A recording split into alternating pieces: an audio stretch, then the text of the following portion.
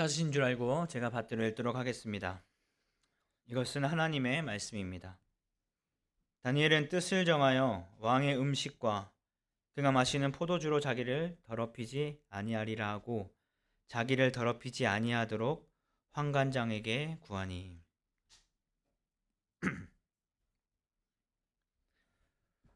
오늘 우리는 통체적으로 신앙을 지키기 어려운 현실을 살아가고 있습니다. 미디어와 매스컴의 발달은 우리를 정보의 홍수의 시대로 이끌었습니다. 꼭 알 필요가 없는 정보까지도 우리는 접하게 되었고, 그러한 정보들은 우리의 정욕을 끊임없이 자극하여서 더 강한 쾌락을 추구하게 하거나 상대적 박탈감에 사로잡히게 만들기도 합니다. 특히 SNS와 영상 매체는 다른 사람들이 누리는 풍요로움과 여유로운 삶의 모습을 아주 과장되게 보여줍니다.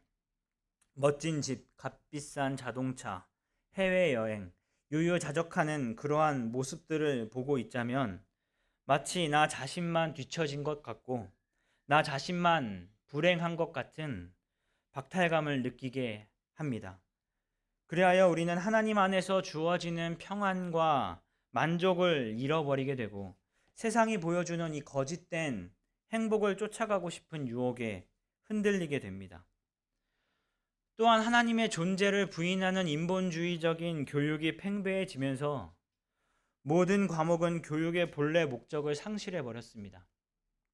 하나님께서 주신 지혜와 지식은 창조주 하나님을 알고 그분의 뜻에 따라 살도록 이끄는 도구였습니다. 곧 교육이 참된 목적은 인간을 준비시켜서 이 세상 만물을 통하여 하나님의 영광을 드러내는 삶을 살게 하는 데에 그 교육의 목적이 있습니다. 그러나 현대의 교육은 이 목적을 완전히 잃어버린 채 단순히 더 나은 직업과 높은 지위를 얻는 수단으로 전락하고 말았습니다. 그 결과 부모가 기독교 세계관으로 자녀를 양육하는 일은 점점 더 어려워졌고 자녀들마저도 이 공부의 의미를 하나님을 위한 헌신이 아니라 자기 자신의 성취와 세상적 성공으로만 이해하게 되었습니다. 교육만이 문제가 아닙니다. 사회의 전반적인 흐름이 반기독교적인 흐름으로 흘러가고 있음을 우리들은 다 느끼고 있습니다. 취업을 위한 중요한 시험들은 주일에 수행되는 횟수가 늘어나고 있고 직장에서 신앙 양심을 온전히 지키는 삶이란 갈수록 어려워지고 있습니다. 믿음을 따라 선택하다 보면 때로는 기회와 성공을 포기해야 되고 손해를 감수해야 할 때가 있습니다. 다른 이들이 누리는 것을 포기해야 할 때 우리의 선택이 마치 무능력하게, 나 자신이 비참하게, 초라하게 느껴질 때가 있습니다. 자, 그렇다면 가정 안에서는 어떻습니까? 온 가정이 모여서 함께 가정 예배를 드리는 것이 이 한국 사회에서 정말로 쉬운 일입니까? 날마다 성경을 읽고 그 말씀을 깊이 묵상하며 하나님 앞에 홀로 무릎 꿇고 단독자로서 서는 일이 얼마나 자연스럽고 일상적으로 여러분들의 가정 안에서 삶 속에서 이루어지고 있습니까? 현실은 그러한 삶을 살기에 너무 버겁게 느껴집니다. 우리는 하루하루를 너무 바쁘게 살아갑니다. 마치 잠시라도 멈추면 곧바로 뒤처질 것 같은 그 두려움 때문에 더 많은 일을 해야 하고 더 빠르게 쉬지 않고 달려나가야 한다는 그 압박 속에 살아갑니다. 세상이 요구하는 속도를 따라잡기 위해 애쓰다 보면 정작 그리스도를 따르는 삶에서는 점점 뒷전으로 밀려나게 되어 버립니다. 주님께서는 무엇을 먹을까, 입을까, 마실까를 염려하지 말라고 하셨습니다. 그것은 다 이방인들이 하는 염려라 하셨고, 주님의 제자들이 해야 할 일은 먼저 그의 나라와 그의 의를 구하는 것이라 가르치셨습니다. 그래서 우리는 삶의 갈림길에 서 있는 것 같습니다. 세상의 속도에 맞추어 달려갈 것인가? 아니면 때로는 손해를 보더라도 그리스도를 따르는 길을 걸을 것인가? 이러한 현실 속에서 하나님의 말씀대로 사는 것은 참으로 불가능해 보일 때가 있습니다. 오늘날 하나님의 명령을 지키며 살아가는 것이 정말 가능한 것인가? 그렇게 말씀을 따라 믿음을 온전히 지키며 살아가는 사람이 있는가? 그렇게 살아갈 때 나에게 주어지는 복은 무엇인가? 사실 아담의 타락 이후에 인류 역사 속에서 거룩함을 유지하기 쉬운 시대는 단 한 순간도 없었습니다. 언제나 하나님의 백성은 대적들로 하여금 영적인 공격을 받아왔고 지금도 그러하고 앞으로도 그러할 것입니다. 그러나 하나님께서는 그런 시대마다 믿음의 사람들을 세우셔서 신앙의 본을 보이게 하셨습니다. 다니엘서는 이 신앙을 지켜내기 너무 힘들어 보이는 세상 한복판에서 하나님께서 어떻게 그들을 보호하시고 그들을 지켜내시는지를 보여주시는 책입니다. 그리고 오늘 본문이 속한 다니엘서 1장은 오늘과 같은 격동의 시기에 철저하게 자신의 정체성을 지켰던 믿음의 사람인 다니엘의 모습을 보여줍니다. 이를 통하여 1차적으로는 당시의 신앙의 정체성을 완전히 망각하고 이방인의 문화에 급속도로 흡수되어 가던 유다 백성들을 다시 한번 자각시키고 하나님의 열심을 내게 하는 데에 그 의도가 있고, 뿐만 아니라 사탄이 왕노릇하는 세상을 살고 있는 모든 시대의 성도들로 하여금 다시 한번 담대히 신앙을 지켜가야 할 용기를 주는 책입니다. 그러므로 우리는 이 격동의 시대를 살아낸 청년 다니엘의 오늘 이야기를 통해서 세상의 속도와 가치관에 쉽게 휩쓸리는 오늘의 현실 속에서도 하나님께서 여전히 그들을 보호하시고 계시다는 그 사실을 발견함으로써 그 안에서 위로와 용기를 얻게 될 수 있기를 바랍니다. 다니엘서 당시에 고대 근동의 최강대국이었던 이 바벨론은 유다를 공격했습니다. 그리고 예루살렘 성을 에워쌌습니다. 이러한 사건은 겉으로 보기에는 강대국 국가가 약소국 국가를 정복하는 아주 일반적인 역사적 사건으로 보입니다. 그러나 다니엘서 2절에서는 1장 2절에서는 이렇게 이야기합니다. 주께서 유다 왕 여호야김과 하나님의 전 그릇 얼마를 그의 손에 넘기심에. 고대 근동 시대에는 이제 한 나라가 다른 나라를 정복하면 그 나라가 믿고 있었던 그 신상을 빼앗아 오는 것이 관례였습니다. 이것은 곧 너희 나라의 신이 우리 나라의 신에게 패배했다는 선언이었습니다. 그런데 이제 이스라엘에서는 그러한 신상이 없었기 때문에 예루살렘 성전에 있었던 이 그릇들을 빼앗아 가는 것으로 대신한 것입니다. 그런데 이러한 사건이 단지 역사적인 사건이 아니라 다니엘은 주께서 그의 손에 넘기셨다라고 말하면서 하나님의 주권 아래에서 이루어진 사건이라는 것을 밝히며 다니엘서를 시작하고 있습니다. 이 모든 비극적이고 참담한 사건이 그저 우연의 한 사건이 아니라 하나님의 주권 아래에서 이스라엘이 죄악으로 말미암아 그들에게 내려진 무서운 심판이다 라고 밝히고 있는 것입니다. 그리고 나서 바벨론은 이 유다인들을 세 차례에 걸쳐서 자신의 땅으로 포로로 끌고 갑니다. 그리고 다니엘과 그 세 친구들은 그 세 차례 중에 첫 번째 1차 포로 기간에 끌려갔던 사람들입니다. 바벨론 왕은 이렇게 포로로 끌려간 자들을 단순히 포로로 두지 않았습니다. 그들 중에 왕족과 귀족 가운데에 아주 흠없고 용모가 아름다운 소년들을 선발했습니다. 그래서 우리는 이를 통해 알 수 있는 것은 다니엘과 그 친구들은 왕족 혹은 귀족 출신이었음을 알 수 있는데, 예루살렘에서 정말로 만약에 이 귀족과 왕족 출신이었던 이들은 정말 남부럽지 않게 살았을 것입니다. 그런 이들이 이제 먼 이국 땅에 와서 포로의 삶을 살게 되었다면 그들의 상황은 얼마나 참담하고 힘겨웠을까요? 그런데 바로 그러한 그때 이 느부갓네살 왕이 아주 매혹적인 제안을 합니다. 왕궁에 서서 섬길 수 있는 최고의 기회를 주겠다고 한 것입니다. 또한 당시 세계에서 가장 앞선 문명 국가였던 이 바벨론의 학문과 언어를 배우게 하고 날마다 왕이 먹는 음식과 포도주를 무려 3년이나 제공해 준다는 것이었습니다. 이것이 얼마나 달콤하고 매혹적인 제안이었겠습니까? 가장 비참한 이 포로로 잡혀온 이들에게 최고의 교육, 최고의 대접, 최고의 미래를 약속한 것입니다. 어떻게 보면 이를 마다할 이유가 전혀 없어 보입니다. 그런데 그 안에는 사실 숨겨진 계획과 의도가 있었습니다.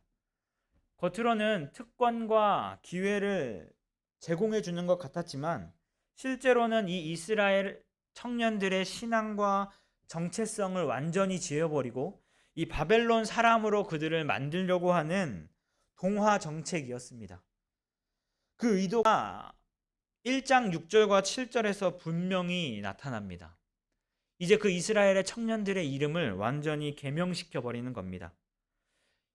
당시의 고대 근동에서 이름은 단순한 그냥 호칭이 아니라 그 사람의 존재와 신앙, 그의 정체성을 드러내는 아주 중요한 표지였습니다.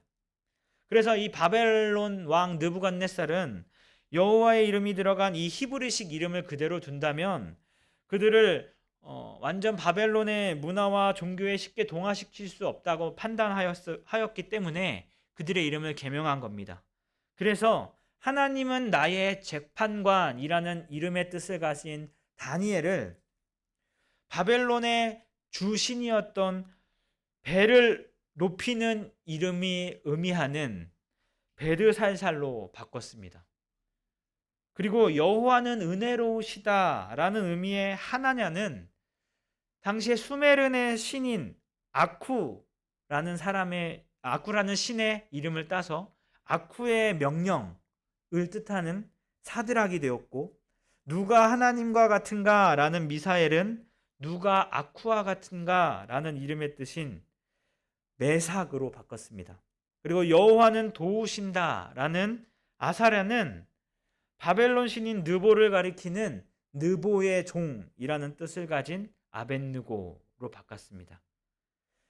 이렇듯 이 느부갓네살은 이 신실한 유대 청년들의 이름을 완전 여호와의 신앙의 흔적을 없애버리고 이방인들의 신의 이름을 덧입음으로 말미암아 그들을 철저히 이방화시키려고 하였습니다.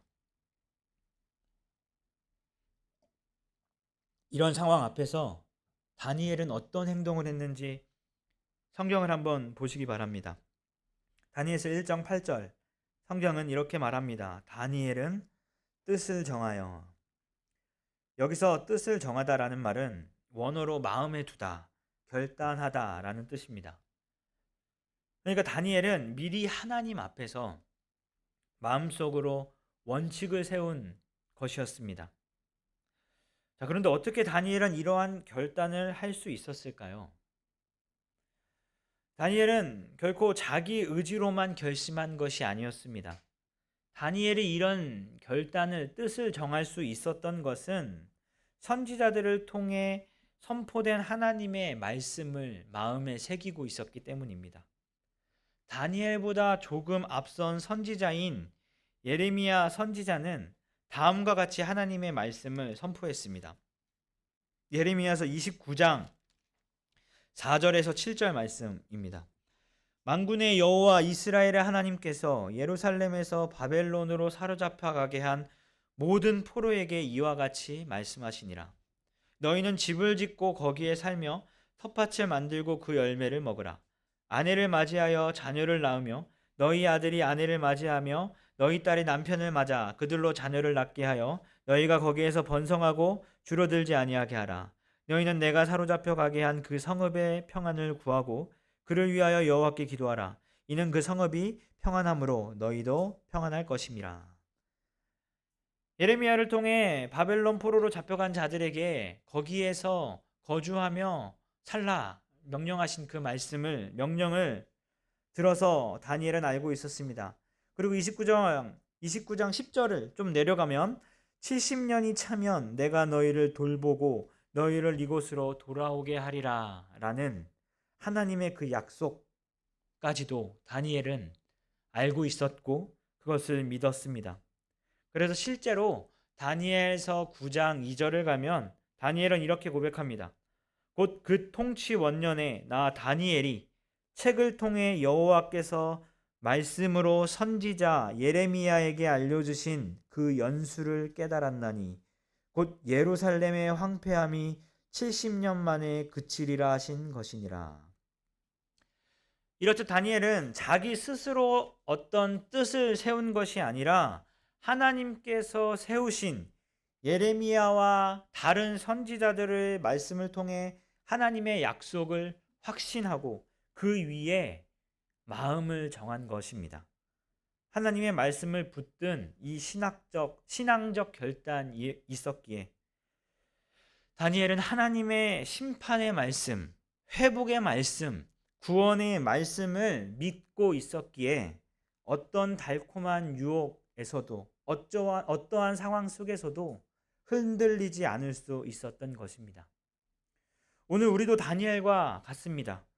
신앙의 결단은 결코 나의 어떤 공허한 결심으로 생기지 않습니다. 반드시 하나님의 말씀이 우리의 마음 깊이 새겨질 때 가능합니다. 그러므로 우리는 말씀을 읽고 듣고 배우는 데에 힘써야 합니다. 뿐만 아니라 이 신앙의 선배들의 지켜온 교리와 사도적 가르침의 전통에 위에 서야 합니다. 사도신경, 교리문답, 신앙고백서 등은 단순한 문서가 아니라 성령 하나님께서 교회의 역사 속에서 교회를 이끌어온 진리의 방법이요 요약인 것입니다. 그래서 우리가 이 위에 굳게 설 때 다니엘처럼 뜻을 정할 수 있는 것입니다. 그러므로 사랑하는 성도 여러분, 오늘 우리에게 필요한 것은 이 다니엘처럼 뜻을 정하는 신앙입니다. 예레미야의 예언을 붙잡고 결단했던 다니엘처럼 우리도 말씀을 마음에 두고 신앙의 전통 위에 서며 신앙의 선배들의 신앙 고백과 선포를 이어받을 때 이 시대의 한 가운데서도 흔들리지 않고 믿음을 끝까지 지켜낼 수 있을 것입니다. 자, 그렇다면 이 다니엘이 뜻을 정하였다는 그 구체적인 내용은 무엇일까요? 오늘 본문을 한번 보시면 다니엘은 왕의 음식과 그가 마시는 포도주로 자기를 더럽히지 않겠다고 뜻을 정했습니다. 이것은 단순한 식습관의 문제가 아니었습니다. 다니엘은 여호와 하나님을 섬기고 어디에서든지 거룩한 이 언약 백성으로 살아가야 한다는 사명감 때문에 이 바벨론 왕이 내어주는 진수성찬, 당시 최고의 음식 대접이었던 이것을 먹는 것이 신앙을 훼손하는 일이라고 판단한 것입니다. 여기서 뜻을 정했다는 말은 다니엘이 이것을 결정할 때 상당히 적지 않은 갈등을 했다는 것을 보여줍니다. 다니엘은 바벨론 왕궁에서 교육을 받는 사람으로서 마땅히 왕의 명령과 거기에 규례를 따라야 했습니다. 그런데 그것을 무조건 따르게 된다면 언약 백성으로서의 정체성을 잃어버리고 결국 거룩한 삶을 살아가는 것을 살 수 없다는 것을 다니엘은 알았습니다. 그래서 다니엘은 바로 이 지점에서 자신의 뜻을 정하고 신앙을 타협하지 않기로 결심한 것입니다. 바벨론의 규례를 따라 사는 대신에 설령 그러한 그 바벨론의 규례를 어김으로 말미암아 시련과 위험이 따른다 해도 여호와의 백성으로 남기로 선택한 것입니다. 그러나 이 결단은 결코 쉬운 일이 아니었을 것입니다.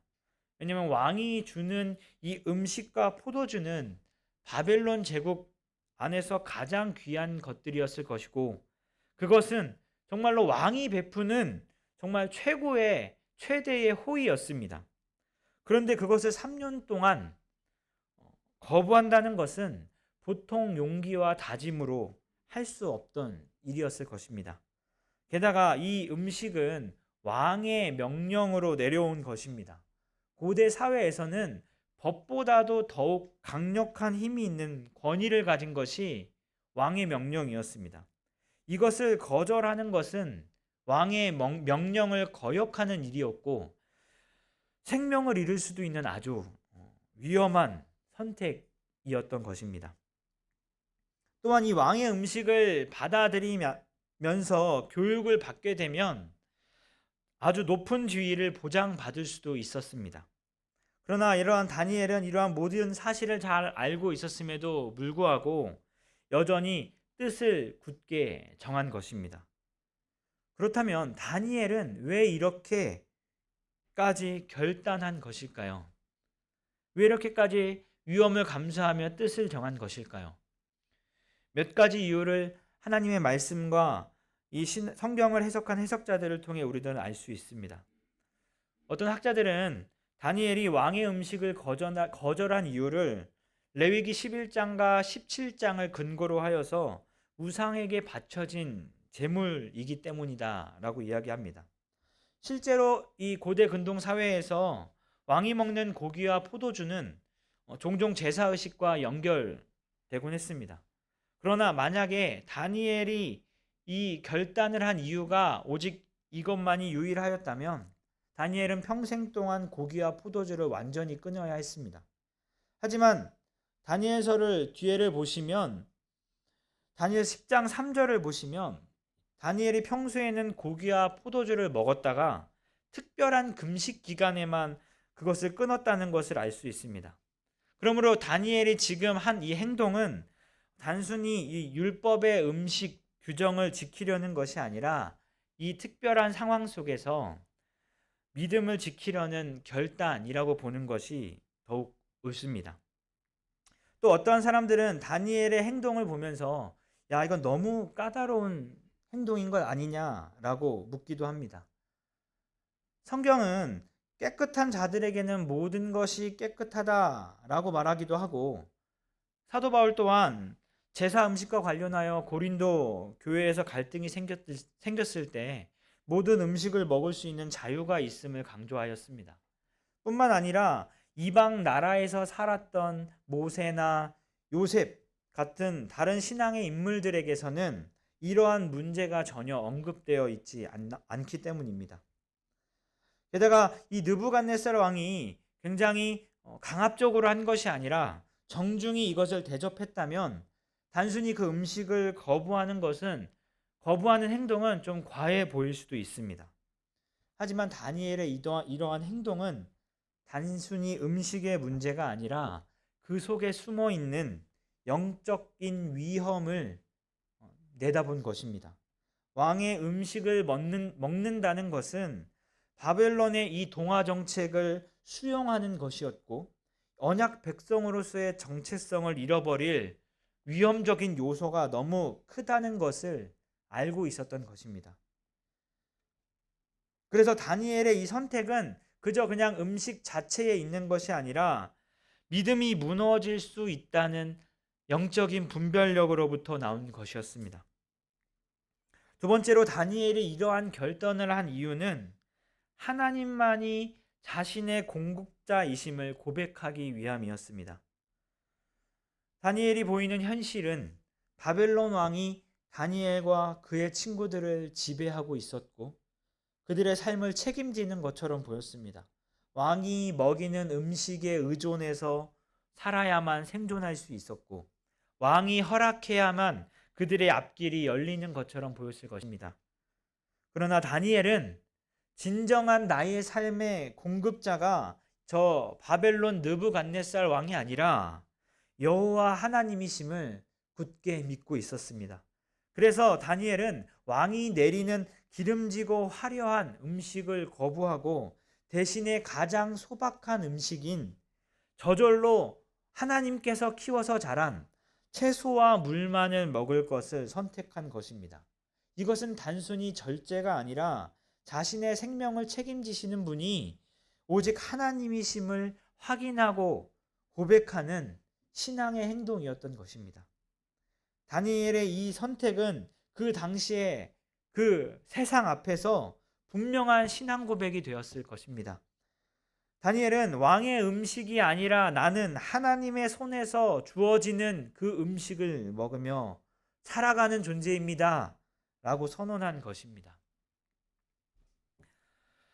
바벨론 왕궁의 이 풍요와 호화스러운 식탁은 단순한 대접이 아니라 하나님 대신 느부갓네살 왕이 공급자임을 각인시키는 하나의 수단이었습니다. 그러나 다니엘의 엘은 그 미끼를 물지 않았습니다. 진정한 생명의 근원은 하나님의 은혜의 손길에 있음을 고백한 것입니다. 그리고 세 번째로는 자신의 연약함을 너무나도 잘 알고 있었기 때문입니다. 다니엘이 이 왕의 음식을 거절한 것은 단순히 음식 자체가 부정했기 때문이 아니라 그러한 환경과 상황 속에 자신이 살다 보면 자신도 모르게 그 삶에 동화되어 살 것을 알았기 때문에, 자신이 얼마나 연약한 존재임을 알았기 때문입니다. 풍요와 사치는, 삶의 안락은 언제나 사람을 무너뜨리는 강력한 유혹이 될 수 있습니다. 실제로 많은 사람들이 가난하거나 어려움 중에는 신앙을 더욱 붙잡고 지키는 삶을 살아감에도 부요할 때 오히려 절제하지 못하고 교만과 방종에 빠질 때가 있습니다. 풍요라는 것은 은혜의 한 증거일 수도 있지만 동시에 신앙을 파괴하는 아주 치명적인 덫이 될 수도 있습니다. 다니엘은 바로 이 점을 직시한 것입니다. 자신의 연약함을 알고 있었던 것입니다. 그는 자신이 특별히 강한 사람이라고 생각하지 않았습니다. 오히려 인간적인 본성이 얼마나 쉽게 무너질 수 있는지 알았기 때문에 애초에 자신을 그 위험으로부터 노출시키지 않기로 결단한 것입니다. 왕의 음식을 받아들인다면, 그러한 풍요로운 삶을 살게 된다면 자신의 고국의 땅을 그리워하지도 않을 것이고 그렇게 바벨론에게 길들여지는 통로가 될 것을 알았던 것입니다. 그래서 다니엘은 그 능동적으로 고난의 길이 될 수 있는 그 길을 선택한 것입니다. 다니엘의 이러한 결단은 신앙의 본질이 무엇인지를 잘 보여줍니다. 믿음이라는 것은 단순히 주어진 상황을 견뎌내는 것이 아니라 때로는 그 위험을 미리 분별하고 피하는 지혜입니다. 또한 믿음이라는 것은 그저 편안함을 쫓아 살아가는 것이 아니라 하나님을 위해서라면 비록 그 삶이 편안함이 아니라 녹록치 않더라 하더라도 스스로 고난의 길도 기꺼이 선택할 수 있는 용기인 것입니다. 다니엘은 자신의 연약함을 아는 겸손함으로 그리고 그 강한 결단으로 자신의 뜻을 정한 것입니다. 그런데 이 다니엘서 1장은 단순히 다니엘이 믿음으로 결단했다는 사실로 끝나지 않습니다. 성경은 그 결단이 맺은 놀라운 열매를 우리에게 보여줌으로써 우리로 하여금 당면한 오늘날의 그 신앙의 위기 속에서 살아갈 때 우리가 누리게 될 복을 보여줌으로써 우리에게 실제적인 용기 또한 불어넣어주고 있습니다. 첫 번째로 이러한 결단을 한 다니엘에게 하나님께서는 은혜와 긍휼을 얻게 하셨습니다. 다니엘서 1장 9절입니다. 하나님이 다니엘로 하여금 환관장에게 은혜와 긍휼을 얻게 하신지라. 우리가 믿음의 결단을 내릴 때 가장 먼저 찾아오는 것은 두려움입니다. 세상은 우리가 하나님의 명령에 순종하지 못하도록 위협하고 방해합니다. 믿음의 선택으로 인한 무서운 결과들, 그리고 그로 인해 예측되는 주변의 반응들은 우리의 선택을 얼마나 방해하는지 모릅니다. 그러나 다니엘의 사건은 모든 이 두려움을 하나님께 맡기라고 우리에게 격려하고 있습니다.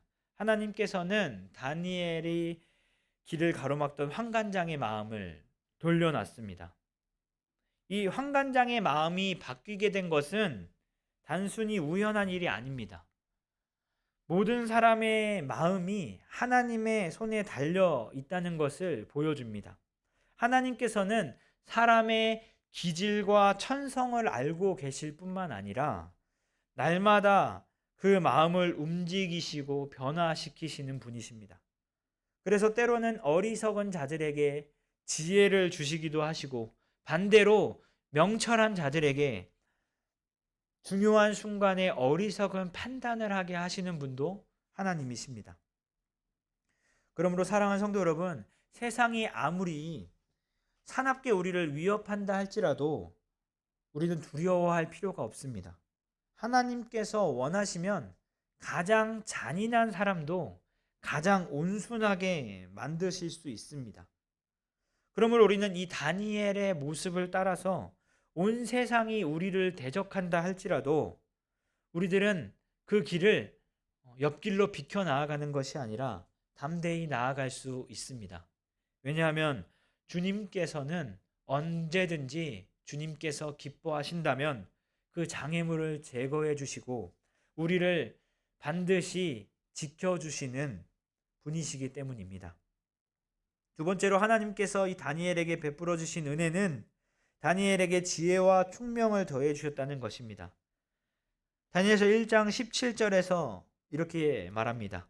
하나님이 이 내 소년에게 학문을 주시고 모든 서적을 깨닫게 하시고 지혜를 주셨으니 다니엘은 또 모든 환상과 꿈을 깨달아 알더라. 다니엘과 세 친구가 뜻을 정했을 때 하나님께서는 단순히 그들을 지켜주시는 것에 그치지 않으셨습니다. 이들의 머리와 가슴을 열어서 학문을 깨닫게 하셨고 바벨론의 모든 지혜 가운데 뛰어나게 하셨습니다. 뿐만 아니라 다니엘에게는 모든 환상과 꿈을 깨달을 수 있게 하는 그 은사까지도 더하여 주셨습니다. 이것은 단순히 인간의 노력의 결과가 아니라 하나님께서 뜻을 정하여 살아가는 자들에게 베풀어 주신 은혜인 것이었습니다. 다니엘과 세 친구는 세상과 타협하지 않았습니다. 그러나 세상에서 무능력한 자로 남지도 않았습니다. 오히려 하나님께서는 이러한 자들에게 지혜와 지식을 주셨고 그로 인해 바벨론의 모든 지혜보다 10배나 뛰어난 자들이 되게 하셨습니다. 이것이 바로 하나님의 복입니다. 세상의 길을 거부하지만 하나님께서 친히 그들을 높여주시는 것입니다.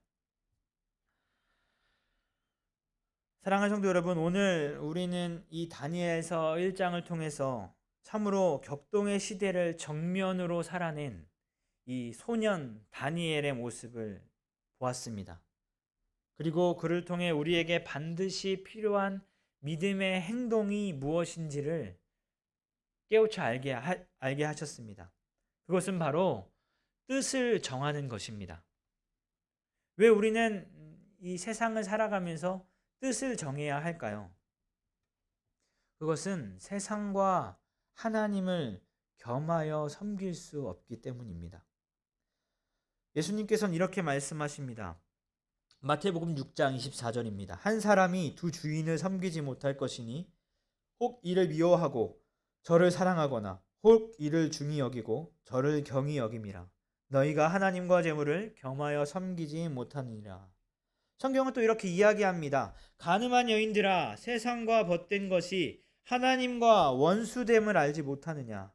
그런즉 누구든지 세상과 벗이 되고자 하는 자는 스스로 하나님과 원수되는 것이니라. 야고보서 4장 4절입니다.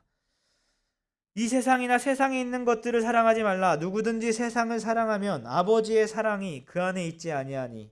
이는 세상에 있는 모든 것이 육신의 정욕과 안목의 정욕과 이생의 자랑이니 다 아버지께로부터 온 것이 아니요 세상으로부터 온 것이니라. 요한일서 2장 15절 16절 말씀입니다. 우리가 이 세상을 사랑하지 않으려면 다니엘처럼 뜻을 정해야만 합니다. 그렇다면 구체적으로 무슨 뜻을 우리가 정해야 할까요? 단순히 오늘 다니엘처럼 고기와 포도주를 거절하는 문제일까요? 그렇지 않습니다.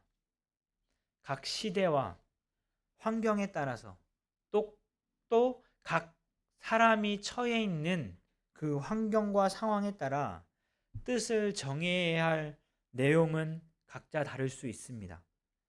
어떤 이에게는 이 신앙을 지키는 일이, 뜻을 정하는 일이 목숨을 거는 결단일 수도 있습니다. 어떤 이에게는 직장을 내려놓아야 하는 선택일 수도 있고, 또 어떤 이에게는 술을 멀리하는 일이거나 미디어 사용을 절제하는 일이 될 수도 있습니다. 이렇듯 행동의 내용은 다를 수 있지만 다니엘서 1장은 우리에게 뜻을 정해야 할 기준과 마음의 자세를 가르쳐 줍니다. 첫 번째로는 뜻을 정하는 기준을 분명히 해야 합니다. 그 기준은 무엇이냐면 나의 이 행동이, 나의 삶 속에서 나의 이 선택이 나의 신앙적 전체성을 흐리게 만드는가? 나를 하나님의 백성답지 못하게 안 되는가? 이 행동으로 말미암아 내가 하나님과의 그 친밀한 관계에서 멀어지게 하는가? 입니다. 다니엘은 왕의 음식을 먹는 일이 단순히 식탁의 문제가 아니라 내가 누구인가, 나는 어떤 존재인가, 나의 정체성을 찾는 아주 중요한 문제였습니다. 이 선택이, 내가 왕이 대접하는 음식을 먹는 이 선택이 내 신앙의 정체성을 지우는 일인 아닌가, 아니면 더 선명하게 하는 것인가 라는 기준으로 분별한 것입니다. 우리 또한 마찬가지입니다. 우리가 선택의 순간에 있을 때, 우리가 뜻을 정하는 그 순간 앞에서 이 질문을 우리 스스로 객관적으로 할 수 있어야 합니다. 만약 나의 이 선택이, 나의 이 행동이 신자의 정체성을 흐리게 하는 행동이라면 과감히 뿌리치고 거절할 줄 알아야 합니다. 두 번째로 뜻을 정하는 우리의 자세는 겸손과 분별력입니다. 먼저 자신의 연약함을 인정해야 합니다.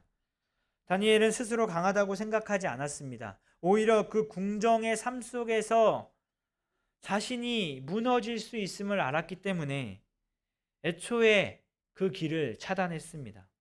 이것이 바로 믿음의 지혜입니다. 시험을 피하지 않고 방치하는 것은 용기가 있는 담대함이 아니라 교만입니다. 우리에게는 우리의 힘으로 그러한 세상의 유혹과 그 매혹을 이길 힘이 없습니다. 또한 시대의 요구를 무조건 받아들이지 않는 분별력을 가져야 합니다. 다니엘이 받은 그 제안은 인간의 눈으로 봤을 때 너무나도 유리하고 너무나도 좋은 제안이었습니다. 하지만 다니엘은 그것을 무조건 받아들이지 않고 영적 분별력을 가지고 그것을 분별하였고 판단하였습니다. 세상은 끊임없이 우리에게 이 정도는 괜찮지 않는가라고 유혹합니다. 그러나 다니엘처럼 말씀을 기준으로 분별할 때 우리는 시대의 요구에 휘둘리지 않고 오히려 시대를 거슬러 하나님께 그 순종하는 자리에 설 수 있는 것입니다. 말씀을 맺겠습니다. 오늘도 우리는 선택의 자리, 갈림길에 서 있습니다.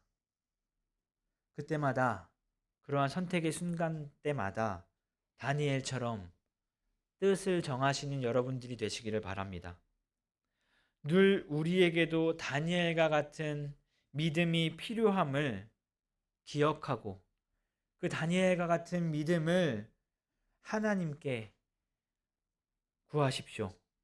하나님은 후히 넉넉히 주시는 분이십니다. 뜻을 정하는 것은 단순히 무언가를 하지 않는 소극적인 결단이 아니라 하나님의 백성으로 살아가기로, 하나님의 백성인 정체성을 지키기 위한 아주 적극적인 순종의 행동입니다. 하나님께서 뜻을 정하는 자에게 그의 삶을 지켜주실 것이고 은혜와 긍휼을 얻게 하실 것이며 지혜와 총명으로 이 세상 한가운데서 빛나는 그리스도인의 증인으로서 우리들을 세워주실 것입니다. 함께 기도하겠습니다.